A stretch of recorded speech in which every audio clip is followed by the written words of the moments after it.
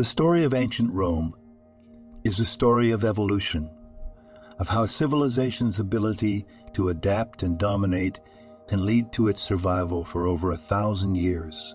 Rome began as a small village on central Italy's Tiber River. In the coming centuries, it grew into an empire that stretched from the North Atlantic all the way to the Persian Gulf. During this transformation, Rome displayed a political, military, and cultural prowess that enabled it to become a superpower and helped shape what would become known as Western civilization. The lifespan of ancient Rome can be divided into three major periods: the regal, the republican, and the imperial. During the regal period, Rome was monarchical and ruled by a succession of about 7 kings. Rome's first king, according to legend, was a man named Romulus. He and his twin brother Remus are said to have founded Rome in 753 BCE. In 509 BC, Rome adopted a republican system of governance, in which the state was primarily ruled by 2 annually elected representatives called praetors, who were later called consuls. One of them became a famous general and dictator, Julius Caesar. The imperial period followed.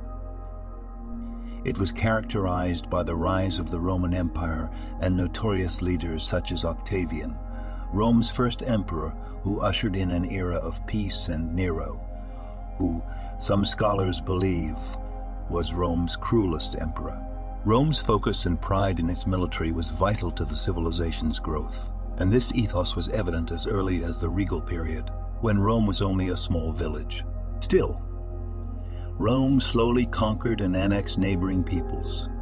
This slow and steady expansion eventually led to the Romans' domination of the Italian peninsula and the entire Mediterranean Sea, where they conquered the Greeks, Egyptians, and Carthaginians. Military conquests would later help Rome conquer lands as far away as Britain and Iraq. This massive scale and growing populace necessitated advancements in Roman engineering. Aqueducts were constructed, which increased the public's access to water, helped improve public health, and paved the way for Rome's famed bathhouses. A 50-mile long road system was built as well. While made originally for the military, it facilitated the movement of people and ideas throughout the empire. This transmission of ideas and increased contact with diverse cultures also enabled other aspects of Roman culture to evolve. A key to Rome's success and longevity was the empire's inclusion of cultures from the lands they conquered. From the nearby land of Latium, Rome acquired the Latin language, which became the empire's official language and the ancestor to Europe's Romance languages. Romans also adopted cultural aspects from the ancient state of Etruria, including their religion, alphabet, and the spectacle of gladiator combat. However, no other civilization influenced the Romans as much as the ancient Greeks. Their influence is probably most apparent in Rome's art and architecture. Upper-class Romans commissioned paintings and sculptures to imitate Greek art. Greek architectural styles, such as columns, were implemented in Roman structures, such as the Pantheon and Colosseum. One cultural shift in particular that resonated throughout the empire was the rise of Christianity. Originating in the Middle East, the religion found a strong advocate in Constantine I, the first Roman emperor to convert to Christianity.